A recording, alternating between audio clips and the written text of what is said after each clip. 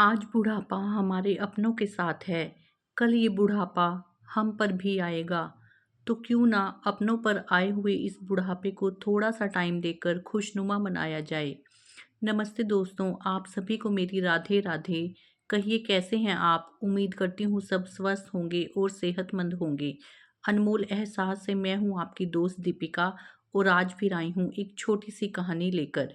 ये कहानी है एक औरत सीमा की जो अपने घर में चाची के नाम से जानी जाती थी। ये बहुत ही एक्टिव लेडी थी और जब ये जवान थी तो बहुत ही भाग भाग कर काम किया करती थी।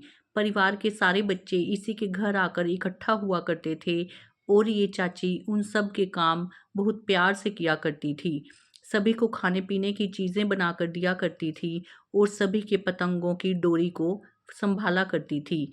इसका घर जैसे पतंगों का गोदाम हुआ करता था। सारे घर में बच्चों की पतंगें बिखरी रहती थी। सारे भतीजे भतीजियां और छोटे बच्चे इसको प्यार से चाची कहते थे और ये सबके बीच में बहुत ही ज़्यादा प्रिय थी। लेकिन अब चाची बढ़ती हुई उम्र के साथ बूढ़ी हो चली थी और उसके शरीर में भी वो एक्टिवनेस नहीं रही थी जिससे वो पहले काम किया करती थी। तो एक दिन उसके दरवाजे की घंटी बजी और उसका भतीजा अयांश आया। अयांश को देखकर चाची के मुंह पर जैसे एकदम से रौनक आ गई और अयांश इस चीज़ को समझ गया कि चाची अकेली रह रही है और मुझे देखकर वो खुश हो गई है। अयांश ने कहा कि चाची, नो पार्किंग में गाड़ी खड़ी कर कर आया हूँ। अब जाकर जल्दी जाकर गाड़ी को हटाना होगा, इसलिए 2 मिनट बस आपसे मिलने आया हूँ। लेकिन चाची उसे ऐसे कैसे जाने देती।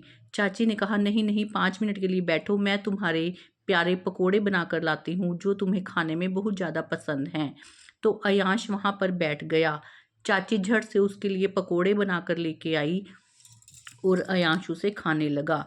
लेकिन अयांश एकदम से पूछने लगा कि चाची, अब अपने ओल्ड एज में कब जाना है। दरअसल उस सीमा नाम की औरत के 2 बेटे थे। एक बेटा ऑस्ट्रेलिया में सेटल हो चुका था और एक बंगलोर में रहता था। लेकिन बंगलोर वाला बेटा अपनी माँ को नहीं रखना चाहता था, इसलिए ऑस्ट्रेलिया वाले बेटे ने ऑनलाइन ही उसके लिए ओल्ड एज होम ढूंढा था जिसमें सारी सुख सुविधाएं थी और अयांश का घर भी उसके पास था।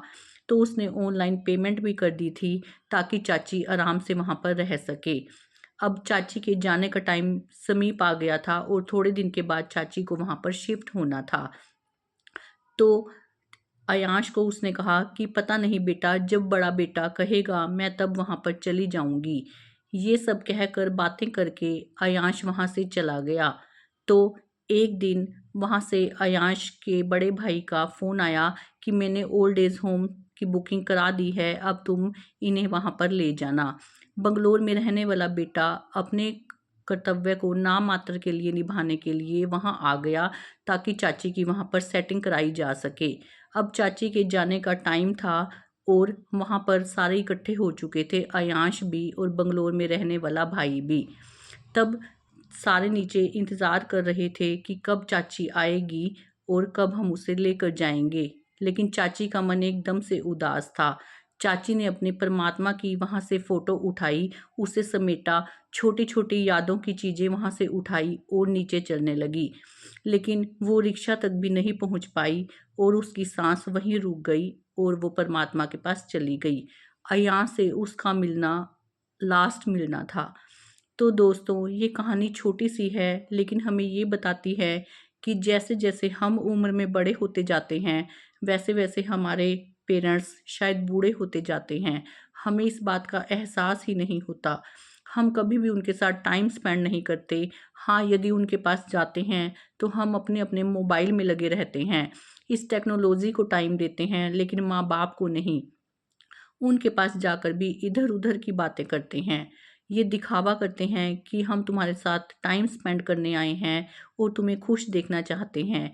इसके लिए हम उन्हें थिएटर ले जाते हैं जहां अपनी पसंद की फिल्म अपने पेरेंट्स को दिखाने लगते हैं, या फिर रेस्टोरेंट में ले जाकर अपनी पसंद का खाना ज़बरदस्ती उन्हें खिलाते हैं। हमें इस बात का फ़र्क ही नहीं पड़ता कि क्या वो फिल्म उन्हें समझ आ रही है, क्या वो इतना भारी खाना हमारे पेरेंट्स को डाइजेस्ट हो रहा है। लेकिन बस इस दिखावे में कि हमारे माँ बाप ये ना कह दें कि बच्चे हमारी परवाह नहीं करते, हम उनके साथ ऐसा बिहेवियर करने लगते हैं। और हमारे माँ बाप भी ये नाटक करते हैं कि वो खुश हैं, वो फिल्म देखने चल पड़ते हैं। वो होटल का भारी खाना, अनहाइजीन खाना, वो बेचारे खाने के लिए तैयार हो जाते हैं और घर आकर भी कहते हैं कि खाना बहुत अच्छा था। बस हम यही नाटक करते रहते हैं। जबकि हमारे पेरेंट्स ये सब नहीं चाहते। वो चाहते हैं कि बस हमारे पास आकर हमारे बच्चे बैठें, सुख दुख को शेयर करें।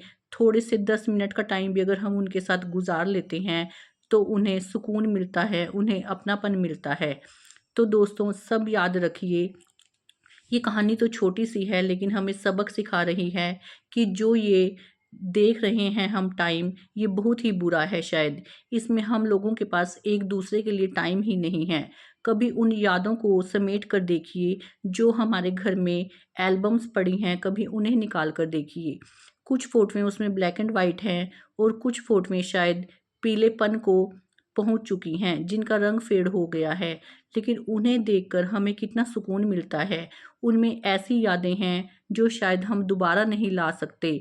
आज हम जब मोबाइल में फ़ोटोएँ खींचते हैं, थोड़े टाइम के बाद वो डिलीट कर दी जाती हैं, यानी कि हमारी सारी यादें भी डिलीट हो जाती हैं। लेकिन जो हमारी वो फ़ोटोएँ थी बचपन की, जब हम उन्हें हार्ड कॉपी के रूप में देखते हैं तो कितना सुकून मिलता है। जैसे हमारा बचपन, हमारी जवानी, वो सारी यादें हमारे पास लौट कर आ जाती हैं। इसलिए दोस्तों, जब भी आपको मौका मिले तो आप अपने अपनों के साथ टाइम गुज़ारिए। तब फ़ोन को, इस टीवी को, इस लैपटॉप को, इस कंप्यूटर को एक साइड पर कर दीजिए और बस ये सोचिए कि हमें अपने अपनों के साथ टाइम गुज़ारना है। चाहे वो हमारे बुज़ुर्ग होते हुए माँ-बाप हों या घर में हमारे छोटे बच्चे भी हों, हमें उनके साथ भी जब टाइम देना है तो प्रॉपर टाइम देना है, क्योंकि आजकल जिस चीज़ की सबसे ज़्यादा कमी है वो है एक दूसरे को अच्छे से टाइम देने की। तो इसलिए जब भी हो एक दूसरे के साथ बैठिए, सुख दुख को साझा कीजिए, दिन भर की बातें शेयर कीजिए, तभी हमारे रिश्तों में बॉन्डिंग बढ़ेगी, अपनापन और मजबूती बढ़ेगी। तो दोस्तों, आज के लिए इतना ही। फिर मिलूंगी आपसे एक नई कहानी के साथ। तब तक के लिए आप सभी को मेरी धन्यवाद।